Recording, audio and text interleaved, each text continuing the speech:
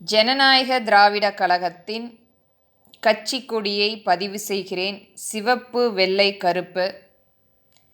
என்னுடைய இரத்தத்தால் நனைக்கப்பட்ட சிவப்பு நிறம், மக்களின் வெள்ளை உள்ளம், அனைத்து மக்களுமே ஒரு இனம் என்பதை குறிக்கும் இந்த கருப்பு, இங்கு எந்த விதத்திலும் யாரையும் வேறுபடுத்தி, இழிவுபடுத்தி, காயப்படுத்தி, யாரையும் புண்படுத்தாமல் அனைவரும் என் இனம், எம் மக்கள் என்பதை குறிக்கும் இந்த கட்சிக் கொடியை பதிவு செய்கிறேன்.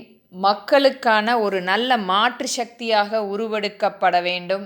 மக்களுக்காக செயலாற்றப்பட வேண்டும். மக்களின் மனசாட்சியாக மட்டுமே செயலாற்றப்பட வேண்டும் என்பதற்காக ஜனநாயக திராவிடக் கழகம் உருவெடுக்கும் என்பதை தீர்க்கமாக பதிவிடுகிறேன்.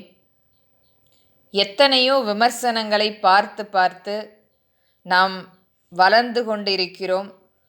அனைவருக்குமே ஒரே எதிர்பார்ப்பு, அந்த மாற்று சக்தி வர வேண்டும்.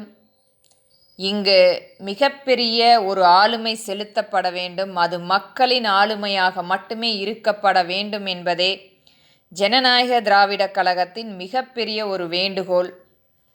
மக்களின் கருத்துக்களை கேட்டு ஆட்சி அமைக்கப்பட வேண்டும். மக்களின் வறுமையை போக்க வேண்டும். மக்கள் 3 வேளை சாப்பிட வேண்டும். அவர்களுக்கான தொழிலை அமைத்து கொடுக்க வேண்டும். ஏழை எளிய மக்களை மேலே கொண்டு வரப்பட வேண்டும். இன்றைக்கும் ஒரு வேளை சாப்பிட்டு கொண்டு எத்தனையோ குடும்பங்கள் தங்களுடைய வாழ்நாளை கழித்து கொண்டிருக்கிறார்கள். இன்றைக்கு நமக்கு தெரியாத எத்தனையோ குழந்தைகள் கூலி தொழிலாளியாக இன்றைக்கும் வேலை செய்து கொண்டிருக்கிறார்கள்.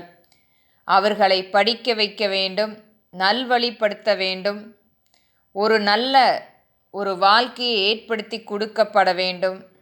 இன்றைக்கு நாம் பார்த்து கொண்டிருக்கும் அரசியல் மக்களை ஏழை மக்களாகவே வைத்துக்கொண்டு இவர்கள் ஓட்டுக்கு கொடுக்கும் 2500 ரூபாயை மக்களுடைய வாழ்க்கையை 5 ஆண்டுகளில் அடமானம் வைத்து மக்கள் மீண்டும் மீண்டும் ஏழையாகவே வாழ்ந்து ஏழையாகவே செத்து மடிந்து கொண்டிருக்கிறார்கள்.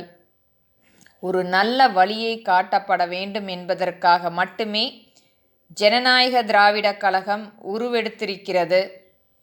இன்றைக்கும் முதியோர்களுக்கான அந்த மாதம் 5000 ரூபாய் அவர்களுடைய வங்கி கணக்கில் ஏற்படுத்தி கொடுக்கப்பட வேண்டும். அவர்களுக்கான மருத்துவ செலவுகள், அந்த காப்பீடு திட்டத்தை ஏற்படுத்தி கொடுக்கப்பட வேண்டும். எல்லா மருத்துவமனைகளிலும் முதியோர்களுக்கு இலவசமாக அவர்கள் சிகிச்சை எடுத்துக்கொள்ள ஒரு நல்ல வாய்ப்பை ஏற்படுத்தி கொடுக்கப்பட வேண்டும்.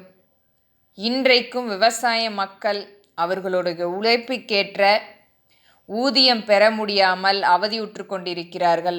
ஆங்காங்கே அரசு அங்காடிகள் திறக்கப்பட வேண்டும். அவர்கள் நேரடியாக நல்ல விலையில் விற்க விலை நிர்ணயம் செய்யப்பட வேண்டும்.